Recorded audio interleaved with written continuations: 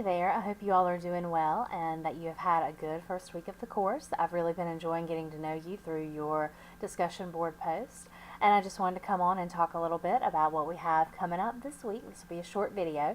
I'm here in my very high-tech recording studio, which involves me sitting a laptop on top of a cardboard box on my couch, so excuse the wiggles and jiggles, but this was about the only way that I could get myself in the frame and have any semblance of lighting in this sort of cave-like house I live in. So a few things. First of all, this week we are tackling our first reading questions. There are, I believe, 12 questions on the document, and what I ask you to do is answer them thoroughly and don't just copy out of the text. I want to see that you're synthesizing those ideas, so make sure that you're answering them yourself. You can certainly refer back to the book. I mean, it's not a test or anything like that, but I want to make sure that you can put the ideas in your own words. The other thing that you all have noticed, I've gotten some emails as people are starting to go ahead and work on this, which is great, is the icon or artifact essay that we have coming up.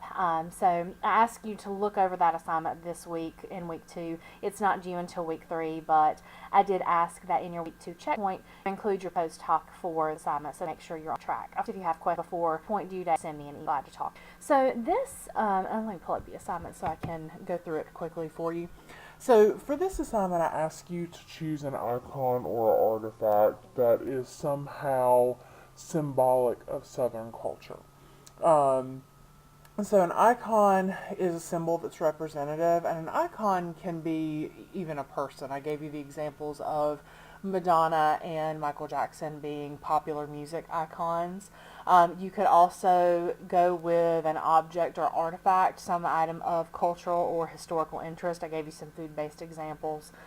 So what you should do, whichever one you choose, is sort of research the history of it and talk about that, and think about how it came to be a symbol and how it's impacted Southern culture, and maybe even how it's impacted how other people see Southern culture. You will probably want to do some research for this. Remember to use reliable sources. You do have access to the library's resources, and I need to put the password up for you guys, so I'll make sure that I get that done today. Don't use Wikipedia or some of the more questionable sources that are out there. Make sure that you're using some reliable sources for this. You should also format your essay for MLA. In the week 1 folder, I put a document that shows you the steps for MLA formatting, and it's also already set up. So if you want to, you can just use it as a template for your writing assignments.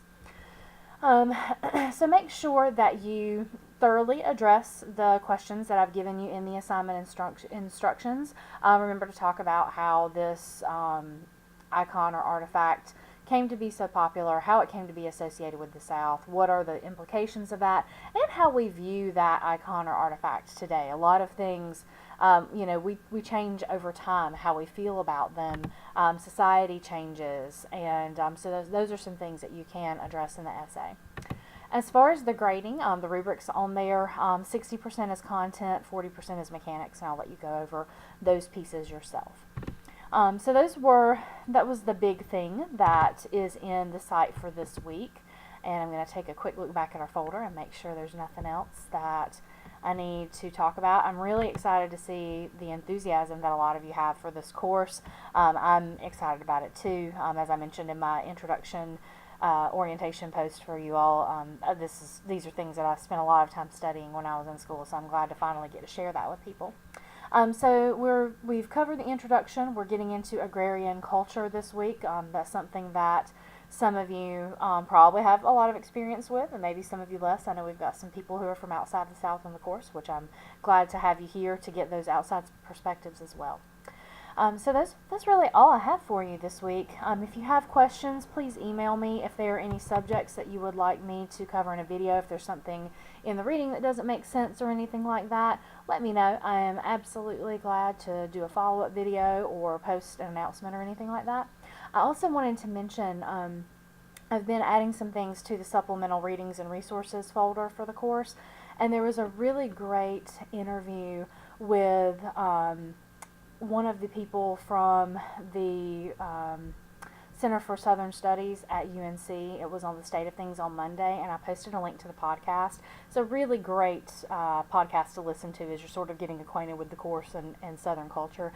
It's about 45 minutes long. You can listen to it in the car while you're doing the dishes, whatever. And it's not required, but it's something that I'd certainly recommend, especially for some of you who want to get a little more involved with the course. He talks about race issues. He actually grew up in Mississippi during segregation, but his family made sure that he interacted with other people in the community regardless of their race. So he has a very different perspective from a lot of people who grew up during that time period, and he actually ended up teaching African American studies at Yale eventually, and he studied folklore and did a lot of recordings of black churches and things like that back in the 1960s to preserve some of that for cultural studies. It's a really interesting interview if you're interested.